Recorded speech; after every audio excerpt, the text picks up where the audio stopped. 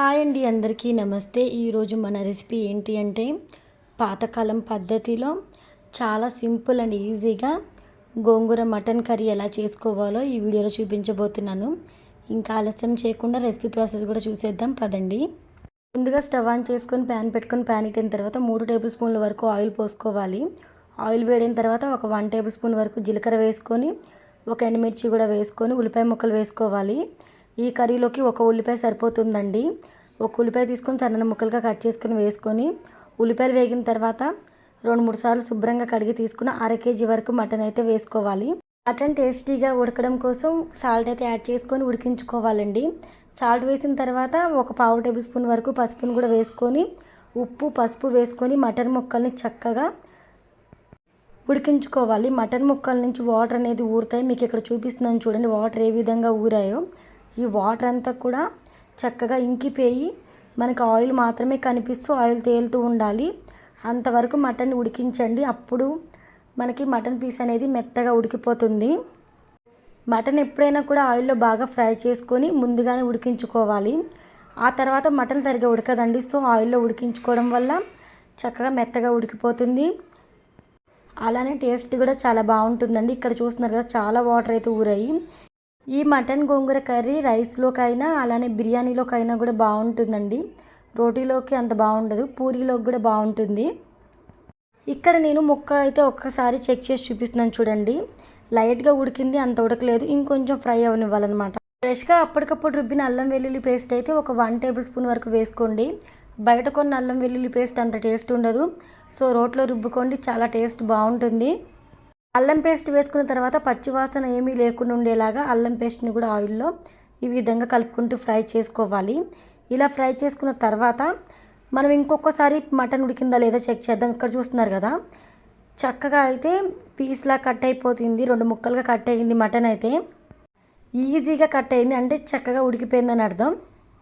ఇప్పుడు ఇందులోకి కారం తీసుకోవాలి. కారం ఇక్కడ 2 టేబుల్ స్పూన్లు సరిపోతుందండి. కారం ఎక్కువ కావాలి అనుకుంటే, అంటే స్పైసీగా ఉండాలి కర్రీ ఇంకొంచెం అనుకుంటే ఒక 1/2 టేబుల్ స్పూన్ వరకు కారం ఎక్కువైతే వేసుకోండి. తక్కువ కావాలనుకుంటే తగ్గించుకోండి. ఇక్కడ మనము గోంగూర వేసి చేస్తున్నాం కాబట్టి కారం అనేది కొంచెం ఎక్కువ పడుతుంది. నేను ఇక్కడ 2 టేబుల్ స్పూన్ల కారం అయితే వేసుకున్నాను. కారం వేసిన తర్వాత 1/2 టేబుల్ స్పూన్ వరకు మసాలా పొడి అయితే వేసుకొని ఇప్పుడు కారం మసాలా అంతా కూడా ఈ మటన్ ముక్కలకి పట్టేలాగా ఈ విధంగా కలుపుకుంటూ ఫ్రై చేసుకోవాలండి.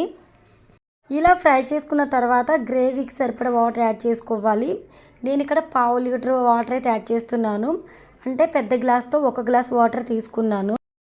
కర్రీ బాయిల్ అవుతూ ఉంటుంది. ఈలోపు మనము గోంగూరను కూడా ఉడికించుకునే ప్రాసెస్ చూపిస్తాను, చూసేయండి. మరి గోంగూర ఉడికించుకోవడం కోసం శుభ్రంగా గోంగూర అయితే 2-3 సార్లు కడిగి తీసుకోండి. నేను ఇక్కడ 2 కట్టలు గోంగూర తీసుకున్నాను.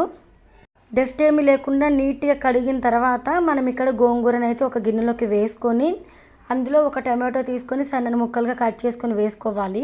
టమాటో ముక్కలు వేసుకున్న తర్వాత 1 టేబుల్ స్పూన్ వరకు సాల్ట్ వేసుకోండి. ఆ తర్వాత 1/2 గ్లాస్ వాటర్ పోయండి. చిన్న గ్లాస్తో 1/2 గ్లాస్ వాటర్ యాడ్ చేసుకోవాలి.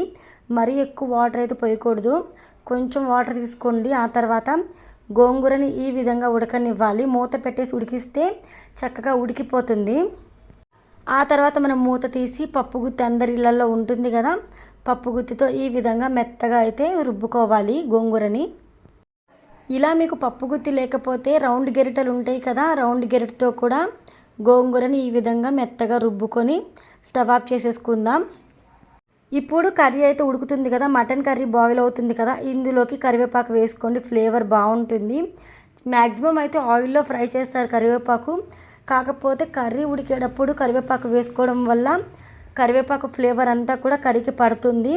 నెక్స్ట్ ఇందులోకి మనం ఉడికించి తీసుకున్న గోంగూర మిశ్రమం కూడా వేసుకొని మంటను హై ఫ్లేమ్లో పెట్టి ఒక 10 నిమిషాలు, లో ఫ్లేమ్లో పెట్టి ఒక 5 నిమిషాలు ఉడికించుకోవాలి. గోంగూర ఉడికేటప్పుడు మధ్య మధ్యలో కలుపుతూ ఉండాలండి, ఎందుకంటే అడుగంటే ఛాన్స్ ఉంటుంది. మధ్య మధ్యలో కలుపుకుంటూ ఉడకనివ్వాలి. ఆ తర్వాత మనం ఇక్కడ కొత్తిమీర పుదీనా యాడ్ చేసుకోవచ్చు. నేను ఇక్కడ కొత్తిమీర యాడ్ చేయట్లేదు, పుదీనా మాత్రమే వేస్తున్నాను. ఇంకొంచెం స్పైసీనెస్ యాడ్ అవ్వడం కోసం ఒక పచ్చిమిర్చి వేస్తున్నాను. ఇప్పుడు ఇలా కలుపుకొని మూత పెట్టేసి మటన్ పీస్ ఇంకా బాగా ఉడికేలాగా ఉడకనివ్వాలండి. ఆ తర్వాత మూత తీసి చెక్ చేసి ఈ విధంగా అయితే కర్రీ ప్రిపేర్ అవుతుంది. ఉప్పు ఏమైనా సరిపోలేదు అనుకుంటే ఈ స్టేజ్లో సాల్ట్ కూడా వేసుకోవాలి. నేను సాల్ట్ ఆల్రెడీ వేసాను కదా. ఇంతేనండి, మూత పెట్టి ఒక 2-3 నిమిషాలు ఉడకనిస్తే కర్రీ అనేది చాలా ఈజీగా ప్రిపేర్ అవుతుంది. పాతకాలం పద్ధతిలో గోంగూర మటన్ కర్రీ ఎలా చేయాలో చూశారు కదా. ఈ వీడియో నచ్చితే లైక్ చేయడం అస్సలు మర్చిపోకండి.